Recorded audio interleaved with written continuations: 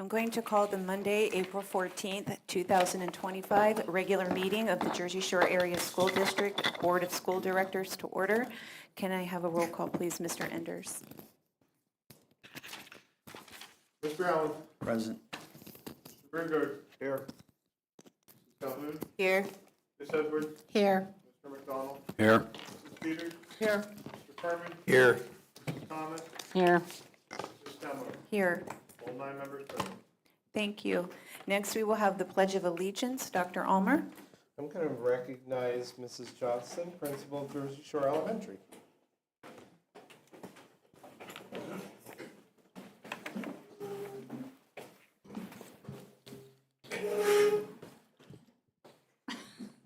Good evening. I would like to introduce Abigail Thomas. She's one of our 4th grade students at Jersey Shore Elementary.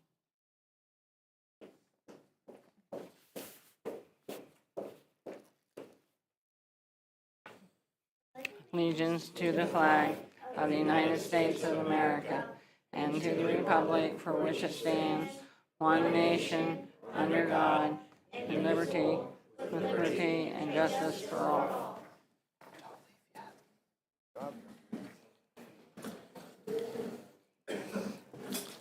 Somebody wasn't able to come, I guess.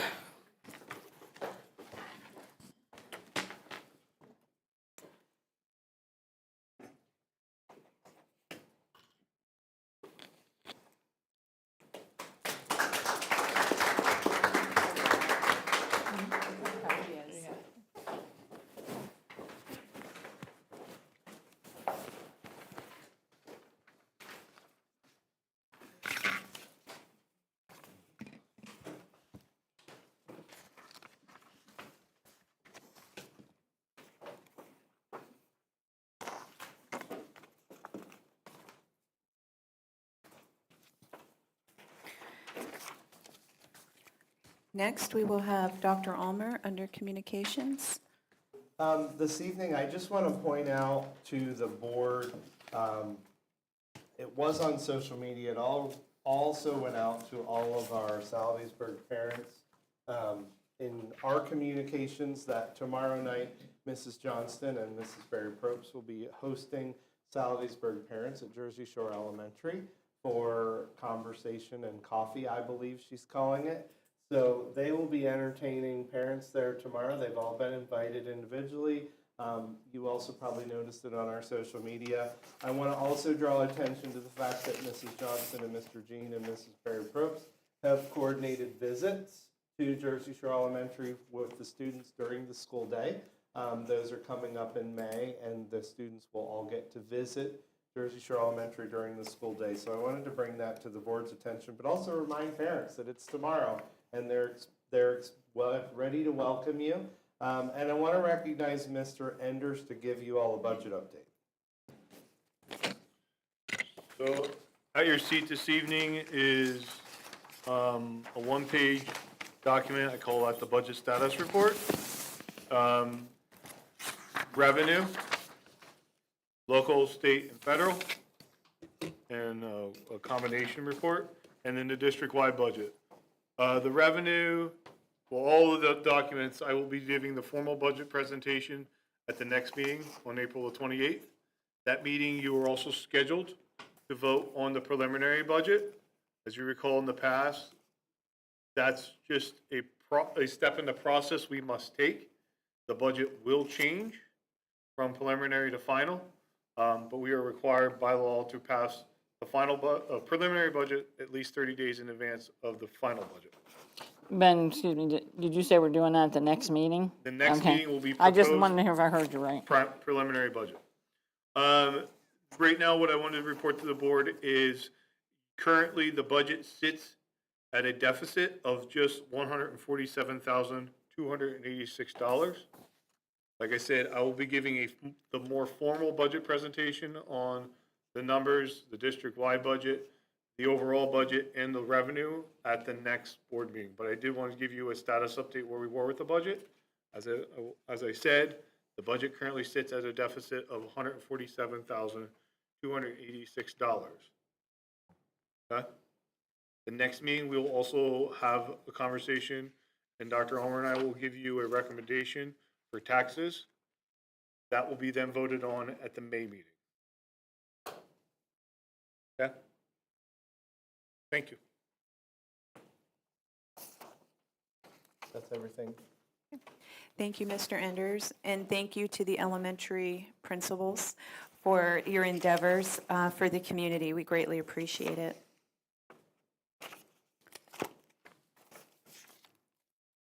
Okay, next under the President's report, just wanted to report that we had an executive session prior to tonight's meeting to discuss personnel. And I just wanted to take a minute to recognize Cheryl Good, who is retiring after 26 years of service to the district. So we thank you very much. And that is it. Next, we will have board representative committee reports. First, I'll go over to Jesse, if you have an IU report. No, just at our meeting, it will be Wednesday at 7. Okay, thank you. Mr. Brungard.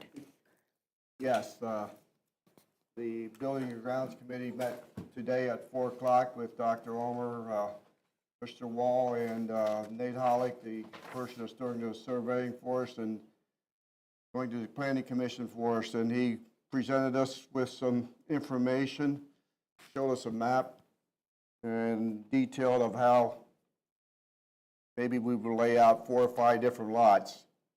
So it was strictly information we received from him, and I think the next step that he asked us to do was maybe go to the township supervisors in Salisbury and see what they wanted to do maybe with the ball fields up there. Maybe straighten out some legalities in relation to them. And then Mr. Wall and Dr. Ulmer presented us with some, I guess, next step in our repairs that we're going to do at the middle school, a list of them.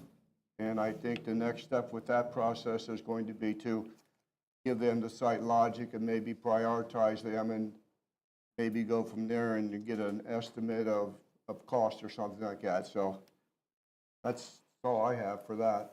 And I will just say for the rest of the board, we brought forward the proposal to the committee for their input that Nate Hollick presented.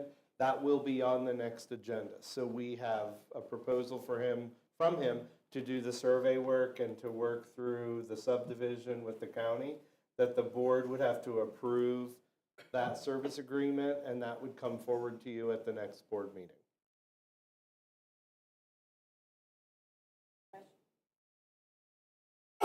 Yeah, Any questions for Mr. Brungard or for Dr. Ulmer?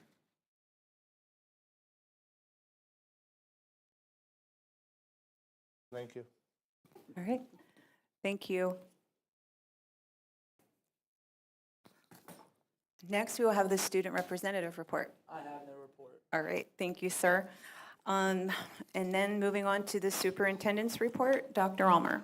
I'm going to start by recognizing Dr. Osenbach. She has put together for you, and actually it's attached to the agenda, but you have copies at your seat, an overview of, and we just have reminder that PSSAs are coming up quite quickly, and so we have been looking extensively at data, making adjustments throughout the year, but I wanted you to have a sense of what we're seeing across the district in our data, so I'm going to turn it over to Dr. Osenbach to review what she put together for you.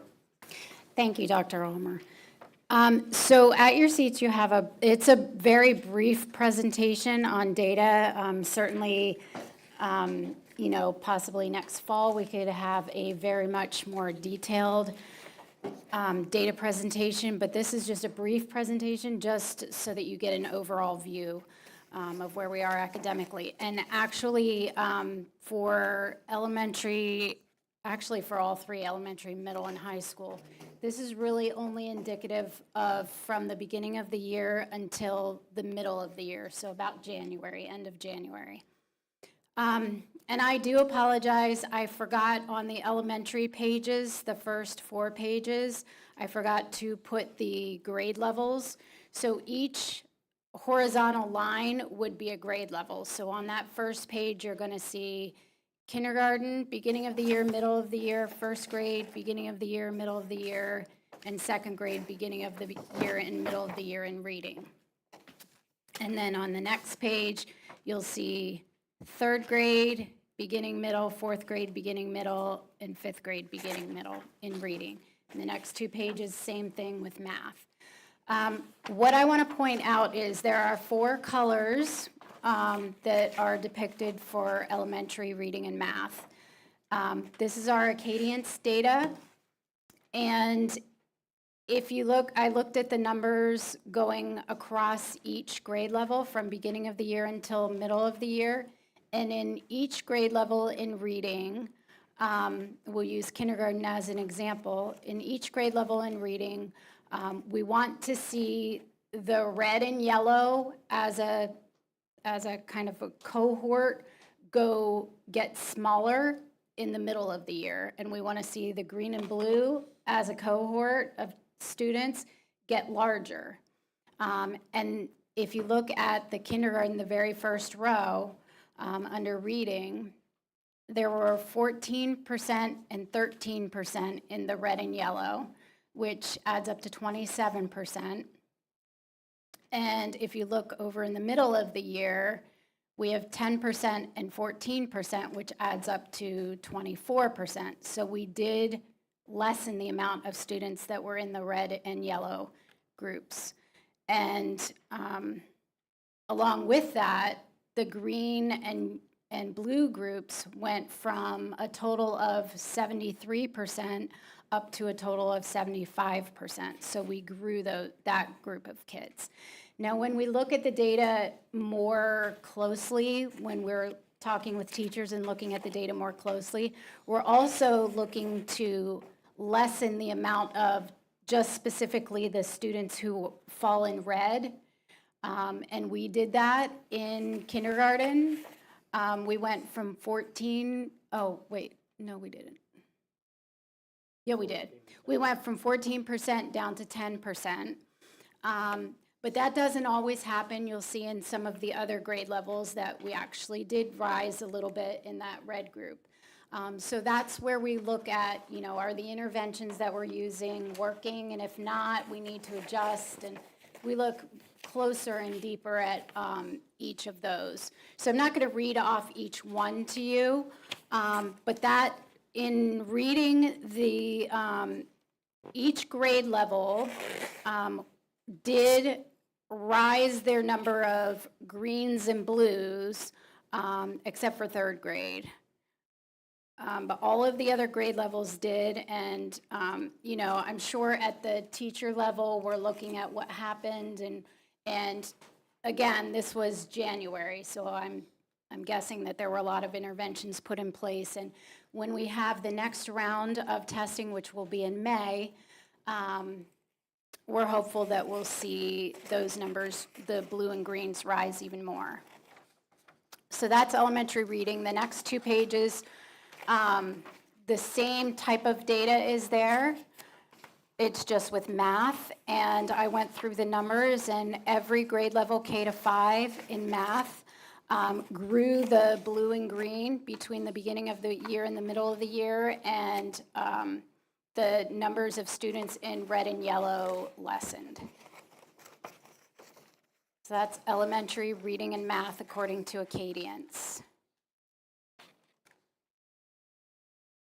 If we flip over to middle school, Dr. Battaglia did do a nice write-up here that I'm not going to completely read to you, but I'll sort of sum it up. And I did the same thing as I did with elementary. I put the two lower groups together and the 2 upper groups together to combine them. So we went from 38% of our students in early on grade level and mid or above grade level to 39%. And we went from, for the kids who fell below grade level, we went from 62% down to 60%. So although those numbers still seem a little concerning, and that is in reading, We are lessening those amounts, and again, that was from the beginning of the year until the middle of the year. And then we have the same thing in math on the next page. And I grouped those together again, and we went from 39% on grade level or above grade level to 53% on grade level or above grade level. And we went from 60% below grade level down to 47% below grade level. So we made growth there as well. And our goal is always to make growth. That's always the goal. Achievement, of course, is important, but everybody starts at a different point, and as long as we can make growth and significant growth so that we can grow kids to where they're supposed to be, then we're happy. And then if we turn to the last page, the high school group, Mr. Armbruster basically reported on the winter keystones. He is showing that 51 out of 71 students improved in at least one module by taking Algebra 1 Keystone over again. And then he said, we would like to recognize our students who have performed incredibly well when given the opportunity to retest. Spring of last year, there were 93 out of 101 students, and 51 out of 71, like I said before, improved. And then the mid-year highlights, again, that would have been in January. We had 37% of our ninth grade. Oh, these were honor status. 30% of our ninth grade, 41% of our 10th grade, 52% of our 11th grade, and 58% of our 12th grade.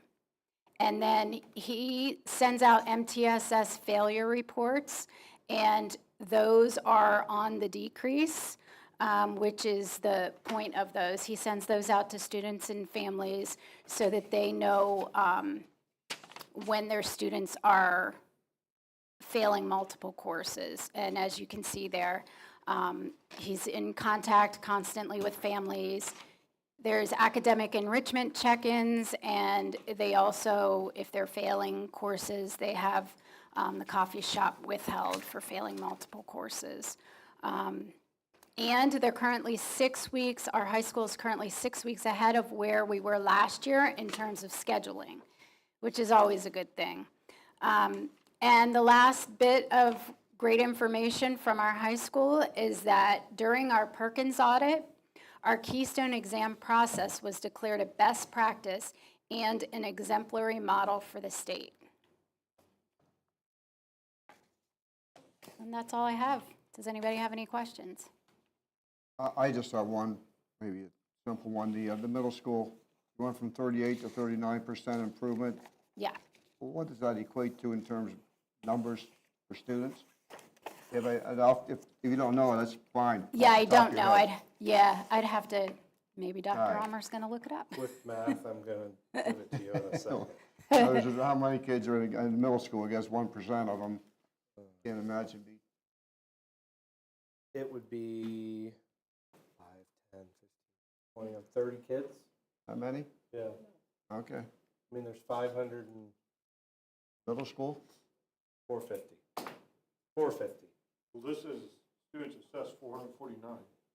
There you go. 450. Oh, totally missed that. Round Yep. it off. 1% of 450. Math teacher. 45. Right? 4.5. 4.5. I'm a little off. I did 4.5. 10% too. I gotta say it. Not a whole lot, but it is. So again, this is beginning of the year till middle of the year. So I would guess that there is still, significant growth happening. And, we could always report on what happened. When I was teaching, I remember looking at from the beginning of the year until the end of the year, and then you really see what kids did. So that's really a better tell of what's going on from beginning of the year to end of the year, rather than half a year.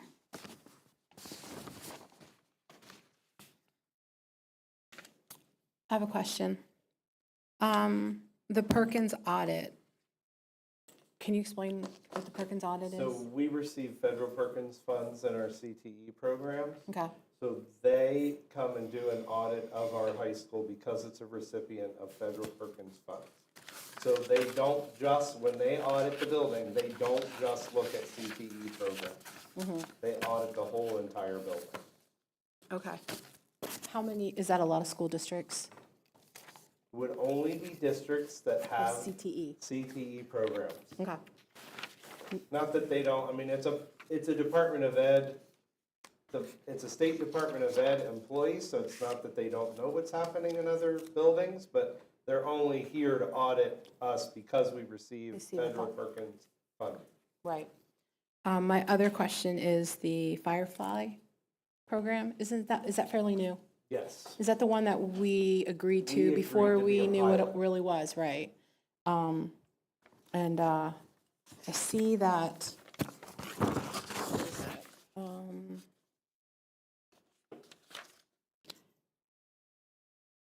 the schools across the state have been mixed. What are our feelings on it in our district?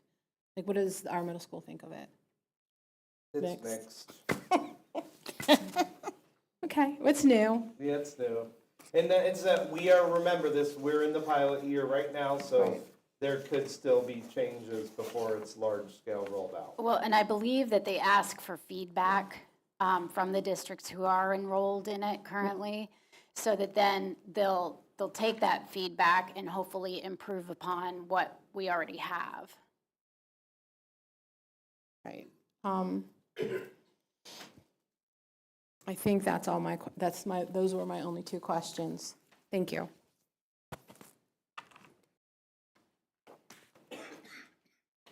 Anything else? Thank you, Dr. Rosenbaum. Thank you.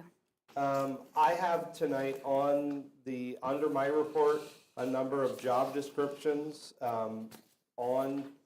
for presentation that will be voted on a future agenda. If you see anything on those as you look through them, please let me know.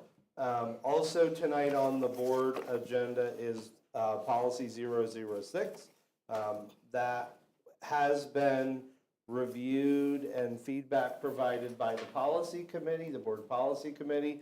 Again, that is on tonight for presentation. So if there's something on there that you see, I do know since sending out the agenda, one piece of feedback that I did receive already is that unfinished business be moved to the beginning of the agenda. So if there's something that was left unfinished from a previous agenda, the person asked if we consider moving that up to the beginning.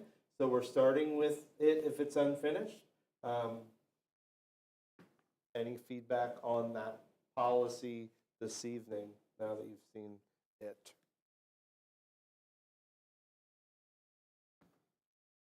When will that take place? The next meeting? You would not vote until the next meeting. And remember, you have to vote twice before it becomes official. So what happens in moving, and I'm not understanding the purpose, and I don't care one way or the other personally, but if it's unfinished and you're talking about something and you have a conversation, there's still nothing you can do that meeting because you would already had to have it on the agenda. Unless it meets the few exceptions that you can add it. Oh, that's pretty few, but Yeah, it's okay. few.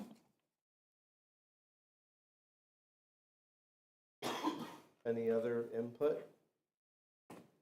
If you do before the next meeting, let me know. Oh, sorry, go ahead. I have a question. Was there a reason for that? What I heard was, I believe in Robert's rules, if there's something you're hanging over from one meeting to the next, that Robert's rules says to start there. So that was the feedback that I got. Okay, thank you. You're welcome. That's everything.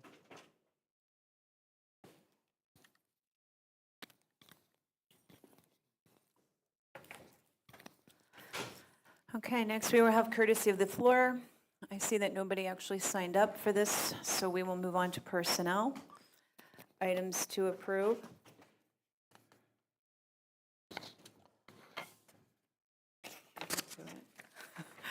Thank you. A through S. May I have a motion, please? Motion. I'll second. Any questions or concerns?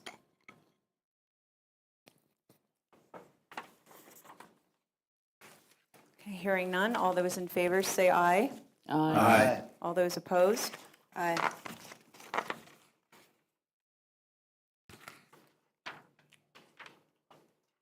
Motion passes.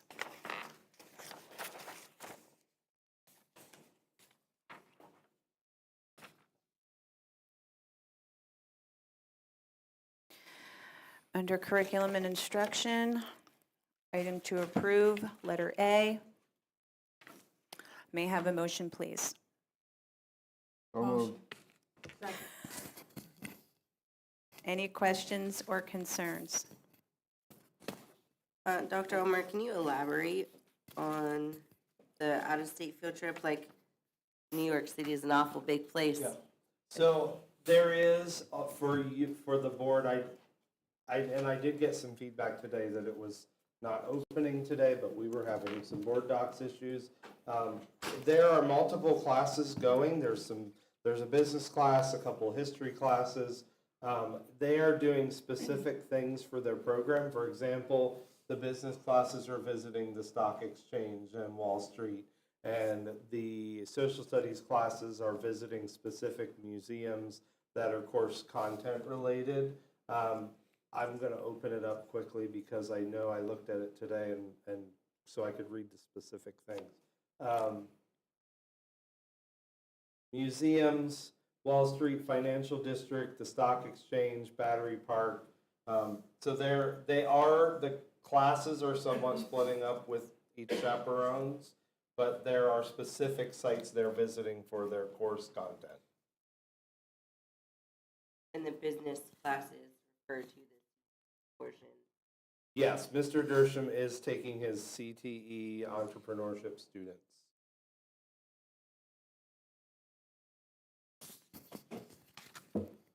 Any other questions? This is just a day trip, correct? Yes, it is a day trip. May I ask, because it relates to a school up the road from us here, but is this paid by the school district or the kids raising their own funds? It is actually being supported by the foundation. So the teachers good. wrote a grant to the foundation for support of this field trip. It was funded by the foundation. Excellent.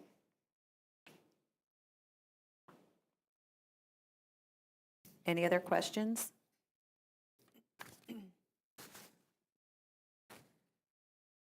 Okay, hearing none, all those say aye. Aye. All those opposed? Motion passes. There's nothing under buildings and grounds. Moving on to finance. Items to approve, A through G. May I have a motion, please? I'll make the motion. Second. Any questions or concerns? The purchase of iPads. For what level are they? It's Or is it, staff and some student, and according, my conversation with Mr. Grape is, those are older devices that didn't get purchased with COVID funds that he wants to replace, and that will put us on a complete cycle that you won't see a purchase until okay, a future budget year. thank you.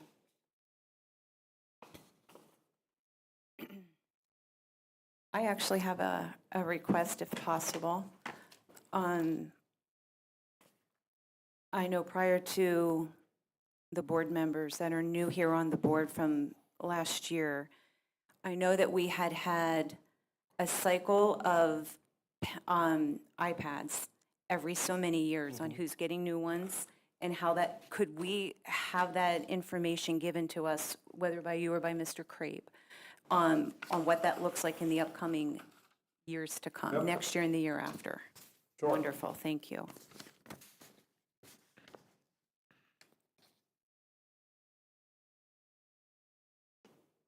Okay, any other questions?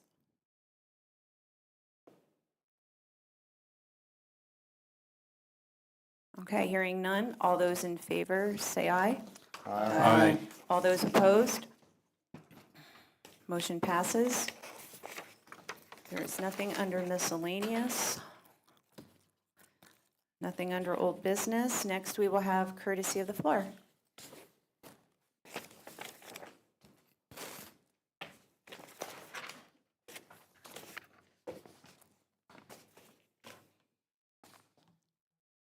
Ray Beerley, Piatt Township. Yes, Sun Gazette, it's me again. They seem to make notice of that a lot. I didn't sign up for the first courtesy of the floor because I didn't know I was going to have questions. Can I ask questions about those items on the agenda at this time? That's okay? Okay.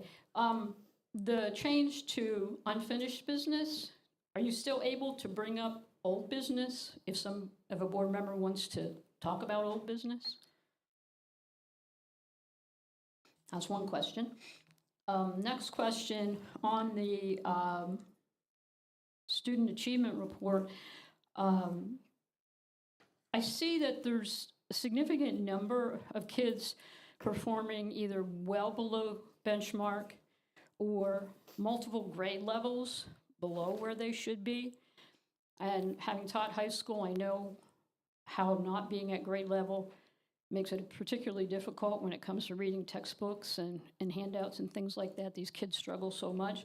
Do we advance those kids at the end of the year to the next grade level when they're several grade levels behind or well below benchmarks? Okay. So yeah, basically, I just have a bunch of questions tonight. Now, my next questions relate to the SAL closure. It's my understanding that bid day has taken place. So do we know how many positions that were left open for retirement will not be filled next year? Do we have that number yet? Next question. I can answer that. Oh, okay. We took all 5 positions out of the budget that were planned, teacher positions. We have 4 openings to replace. Okay, thank you. So you only eliminated one. Say that again? You filled No, one at we bid day. eliminated 5 positions out of the budget from this current year to next year. Okay, We still have 4 people to hire because we had more retirements than 5. okay, so we eliminated all 5 this year. Correct. Okay. Wow, that's a lot of money saved. Yeah. Also, with regard to moving the kids from SAL to JSE, have we determined how we're going to make the breakfast and lunch schedules work? I know that was some questions that parents had asked before, and I just wondered if we had resolved that one. Also, and these reflect questions that have been asked throughout the process, not just by me, but other people, and I'm just following up on them. Have we finalized the transportation plan? Do we know how, what time the elementary kids from SAL will have to get picked up, how much longer they're going to be on the bus, that sort of thing? Did we ever do a traffic study to determine the impact of bringing those additional buses and kids in, what impact that will have? And just one more.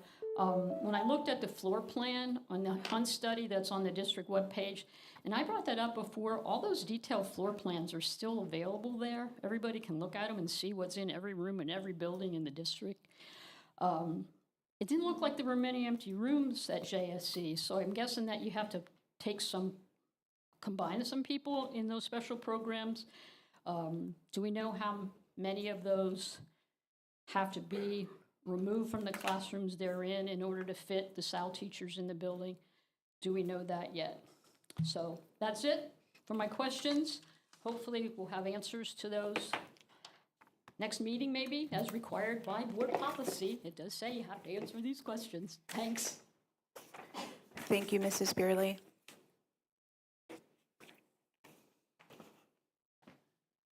Bob Pryor, Mifflin Township. Good evening, Board. I have complete confidence in our administration that any possible problems and things that have to be figured out before the next school year will be done, and done very well. Thank you. Thank you, Mr. Pryor.